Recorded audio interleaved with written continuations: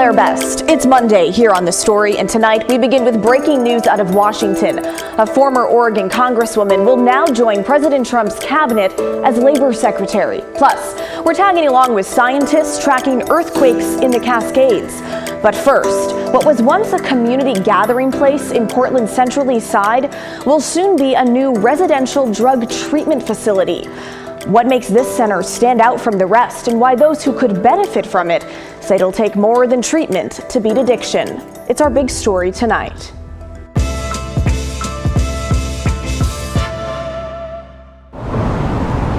In Portland, street life for Tanner means time is always running out. On average, I'd say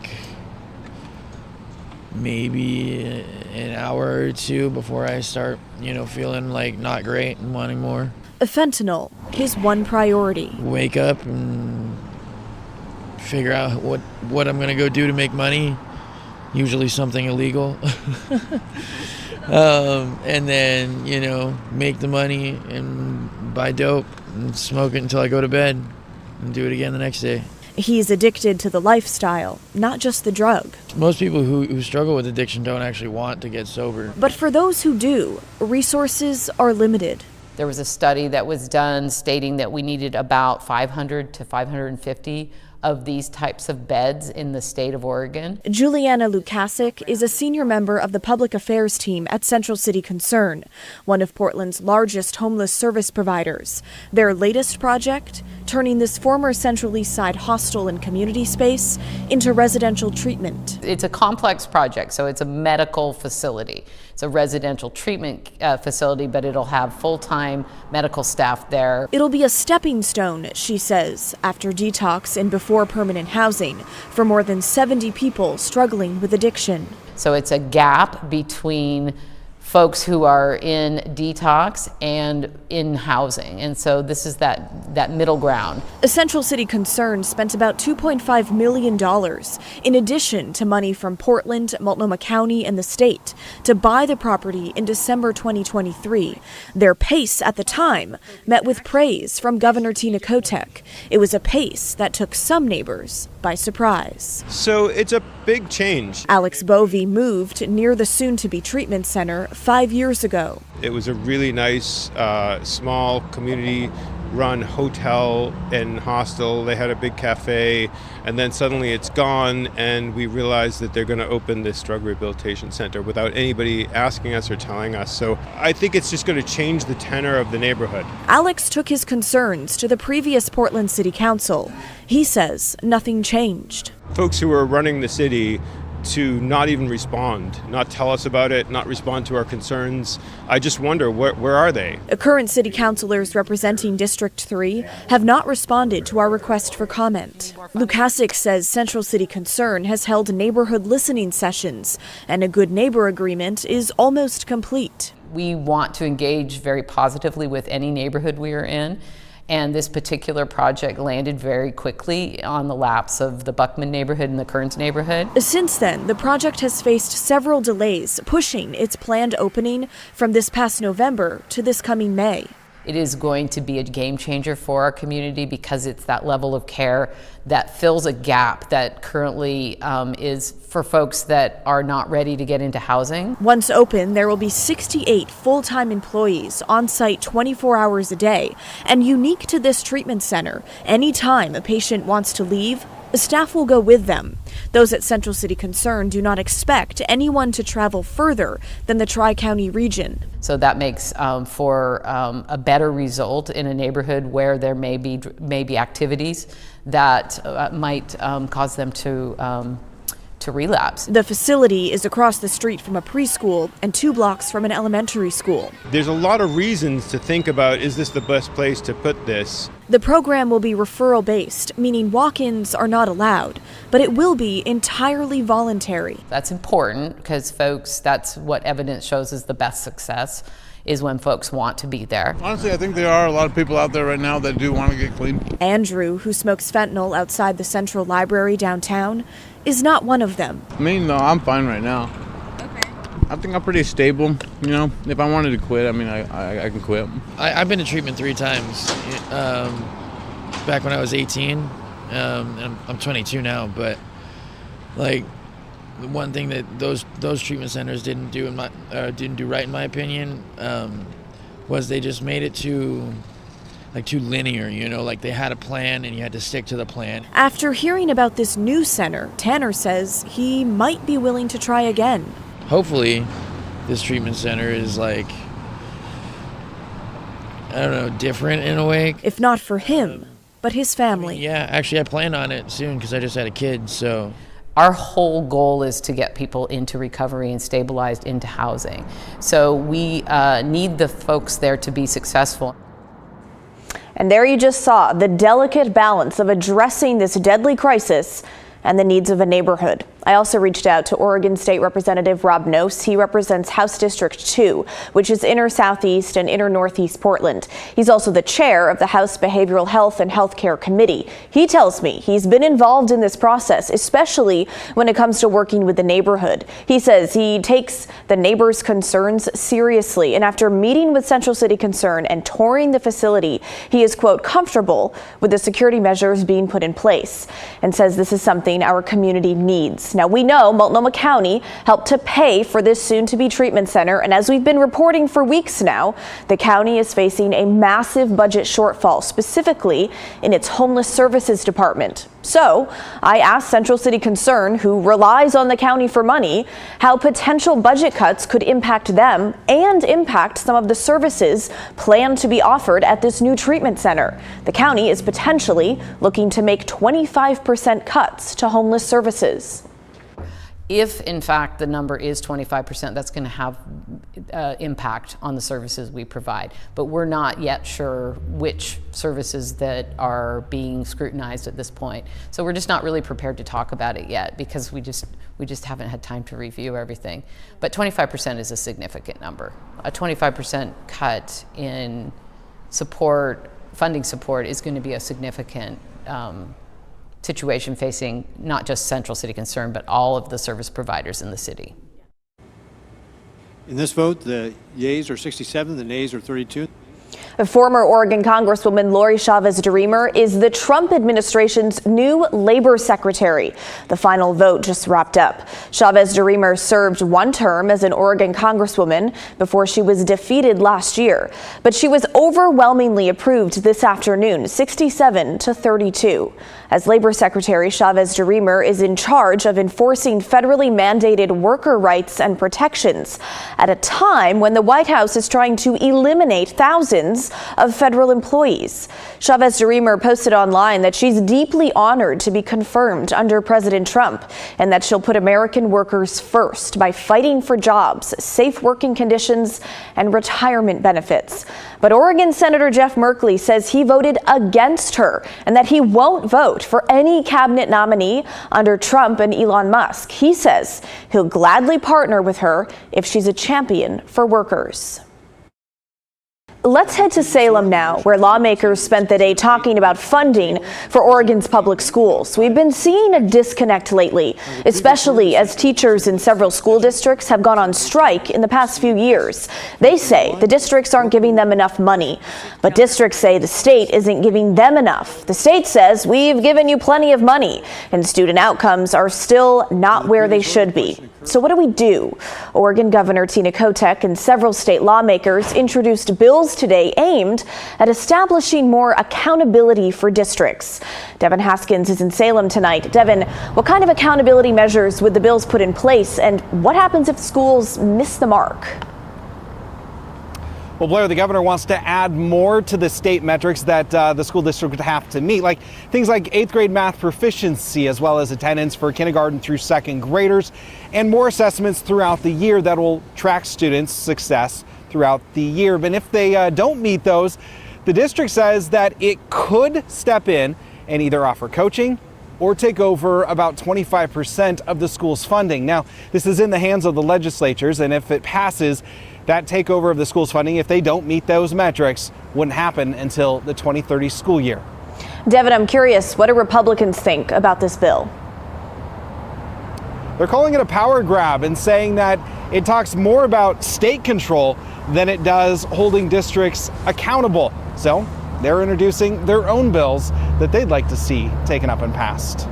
All right, we'll keep following this. Devin Haskins outside the Capitol for us tonight. Devin, thank you. On Friday, we told you about the superintendent of La Center School District going head-to-head with the state of Washington over gender policies. The district has a policy in place that teachers are not allowed to ask students their pronouns, although students are allowed to tell the teachers on their own what they are. The school also has a policy that administration is supposed to contact a student's family if they come out as transgender, whether or not the student consents. It's a policy that many advocates say is dangerous, but Superintendent Peter Rosenkrantz doesn't buy it. If there is a trans child who has not come out to their family, there is a reason. That child knows best how safe they are coming out to their family. I work with families. I collaborate with families. I don't hide things from families. It's their children, not mine. After a 2-year-long investigation, the state of Washington is now ordering La Center to change its policies, calling them discriminatory against transgender students. But Rosenkrantz says he won't be doing that. You can check out the full story right now on our KGW YouTube page. But first, we want to get to your thoughts. A lot of you weighed in on this one. Bill said, I agree with the superintendent. The state and schools don't have the right to intervene without a legal proceeding. Parents are legally responsible for their children and must have the ability and knowledge to make decisions for them. And Tim left us a voicemail agreeing. I 100% agree with the superintendent. It is not the business of the school to gender affirm some child who is confused. The school's job is to educate them in science, math, reading, history. But plenty of you think the district is on the wrong path, like Randy, who left us this voicemail. It is absolutely disgraceful. I am the mother of a trans autistic young woman, and I cannot tell you how many kids have been rejected by their parents, including her father. These kids are at risk. This policy is extremely discriminatory. And on our YouTube channel, Rosarium 2007 wrote, teens know how welcoming their parents are or are not. I think the superintendent should follow state law. Lori agreed. The superintendent for La Center, maybe he shouldn't be the superintendent of schools, because how absolutely ignorant can you be to say most families would be supportive about transgender? And we can even extend that to gay. Decades and decades of violence by family first against these folks because they are quote unquote not normal. And he really thinks all of a sudden there's not a problem with that, and especially when he's the one that outs them. Send us your thoughts on this or any of the stories that you see tonight. We read them all. Email us at thestory@kgw.com or call and leave a voicemail 503-226-5090 or hit us up on social media. Well, still ahead on the story, Mount Adams in Washington had 9 earthquakes last fall, way more than usual. The normal for Mount Adams is very low. We have about 1 earthquake every 2 to 3 years. Now scientists are trying to figure out what is going on and what they're doing to learn why the mountain is suddenly shaking. Plus, Chief Meteorologist Matt Safino joins us with the potential for mountain snow this week. That's coming up next.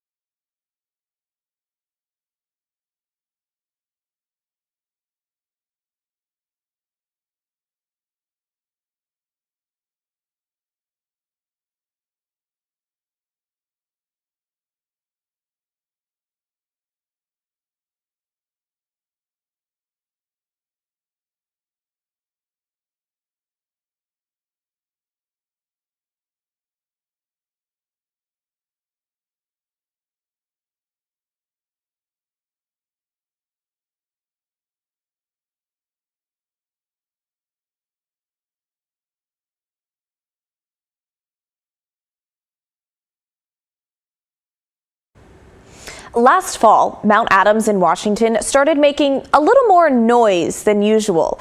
There were several small earthquakes that took place within a month of each other.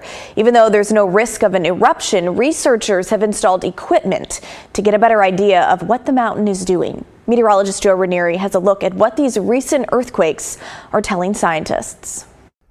These are just some of the seismic monitors that are on top of Mount Adams, and it's scientists that are doing all the research right here in Vancouver at the USGS office. And so this represents the last 24 hours of data. Every single one of the volcanoes that lie in the Cascade Range are unique. Each volcano sort of has its own personality, and we learn what that personality is by monitoring what level of earthquakes, deformation, gases are normal for that volcano. On Mount Adams, from September to October of last year, there were 9 earthquakes ranging from a 0.9 to a 2.0, very small. The normal for Mount Adams is very low. We have about 1 earthquake every 2 to 3 years. All of those earthquakes got researchers wanting to prepare. We went up, worked with the Forest Service and the Pacific Northwest Seismic Network to put in 3 additional temporary stations that went in. They were solar powered, and they were able to relay information to help us better locate those earthquakes. Holly Wise-Racine is the outreach coordinator with the Cascades Volcano Observatory in Vancouver. This is some of the inner workings of what the monitoring equipment looks like. She says adding those stations will open up a lot more about the mountain. We don't have a lot of background information on Mount Adams.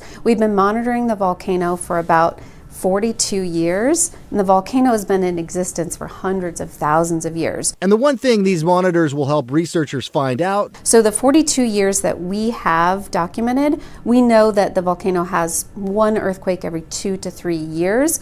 We don't know if that's the normal or if this is the unusual period. Just how active Mount Adams really is. We know this isn't a volcanic earthquake. Now, these earthquakes have died down considerably over the last couple of months, but still, researchers say they're going to be keeping a close eye on Mount Adams. In Vancouver, Joe Ranieri, KGW News. Okay, well, let's stay in the mountains because we're expecting to see a lot of snow up there this week. Chief Meteorologist Matt Safino is here to talk about it. Matt, what are we looking at? Hey, Blair, it's really going to shape up not only the ski slopes, but the upper mountain as well. I got a couple of pictures from Eric Brahms from Portland Mountain Rescue. He's up on the top of Mount Hood all the time. Great views. Yeah, and for like the last 30 years. So he knows the mountain really, really well. And Eric says that he's seen changes on the mountain because of the rain that we had, that period of warm weather we had a couple of weeks ago. Totally washed out some of the climbing routes up there, like the east and west gates. And then it shifted the hogs back to the west, which is super interesting. And he points out these are conditions that you normally wouldn't see until late July or August. Wow. Right? That's crazy. It's super interesting. Here's the hot rocks here, down in here, and then there's Mount Jefferson off in the distance, the Hogsback route going over that way down towards Timberline. So again, some big changes on the upper mountain because of the lack of new snow and the fact that we had all that rain back in February. However, there is good news in the forecast. I'm going to talk about those changes, though, in our snowpack in a little more detail before I get to that. We're going to look at January 15th, so basically a month and a half ago, to the snowpack that we had on the 1st of March. And we'll do 4 different places in the Cascades, starting up north of Mount Baker, which was at 95% of average on January 15th. They have dropped to 83% of average. Even though the total has gone up, the averages go up as we go through winter as well. So that's why the percentage has dropped. Same story on Mount Rainier, down to 92% of average. And back in the middle of January, they were at 113% of average. That's a big drop. Yes, we still have healthy snowpack, 145 inches. Mount Rainier is nothing to, sneeze about, but still, the numbers are telling the story that our snowpack is a little bit below average. Even at Timberline, down to 90% of average, as opposed to 106% of average back on January 15th. Meadows still hanging in there at 102% of average, even though the snowpack hasn't really changed in the last couple of weeks. So that's where we are right now. Where we're going, though, is a lot of snow this week. Check this out. Every single day this week, we get snow. And some of these days, like Wednesday, and then again next Sunday, we see some heavy snow. And if you have that all up, Blair, it's 30 to 50 inches possible. Oh, my gosh. Right, in the next 7 days. And the snow level will be low, which means we're going to get good quality powder, and the upper mountain is really going to shape up. Now, quickly, the long-term forecast for the next 3 months through May, below normal temperatures and above average precipitation here in the northwest. So things are beginning to look up a bit. So good skiing is on the way, yes? It should be great. Hey, do you want to talk eclipse real quick? Please, go for it. Okay, we have a lunar eclipse happening later on this week. It's called the worm moon in the month of March, the full moon. Okay. Okay, and because it's going to turn red with the eclipse, it's called a blood moon. So it's a bloodworm moon, which I don't sounds know a little if I bit like gross, that. right? Yeah. 11:26 p.m. Thursday night. We'll hope for a clear sky. All right, Matt, thanks so much. We appreciate it. We're back right after this.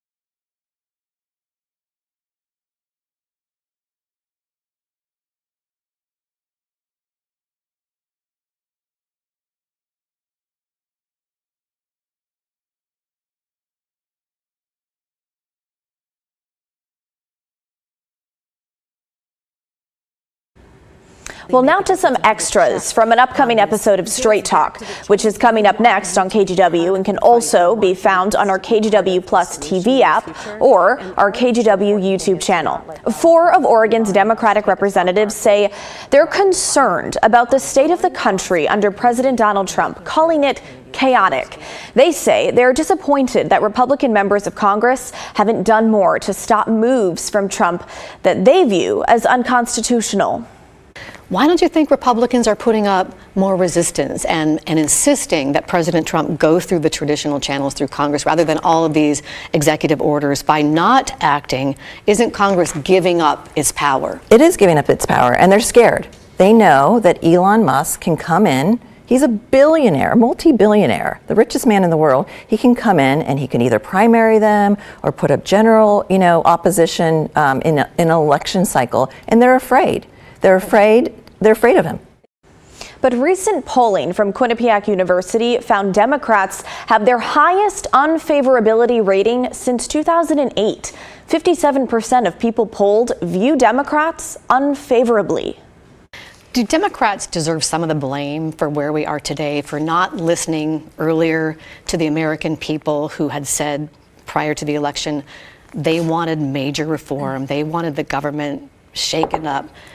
Did Democrats not hear that message or react to it or be proactive enough about that? Is that partly why we're here today? So one criticism that you could say is that we didn't have the capacity to listen to people who thought differently. So I think more listening, less talking, more meeting people where they are, and less judgment.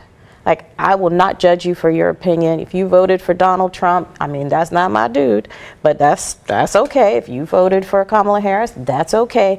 I need to know what is going to make your life better. What is your opinion on what needs to happen in your community? That is what I care about, not your political ideology that, you know, you think is going to save the world. What's going to make your life better? And that's what Democrats should focus on. You can watch the full episode of Straight Talk here on KGW tonight at 7 o'clock. That's up next. Well, that is the end of our show, folks. Thanks so much for watching. Don't forget, everyone has a story to tell. And if you ever miss an episode of The Story at 6:30, we re-air the episode at 8:30 and 10:30 p.m. over on our TV app, KGW Plus. You can download it right now for free on Roku, Apple TV, and Fire TV. Have a great Monday night, and I'll see you right back here tomorrow night at 6:30.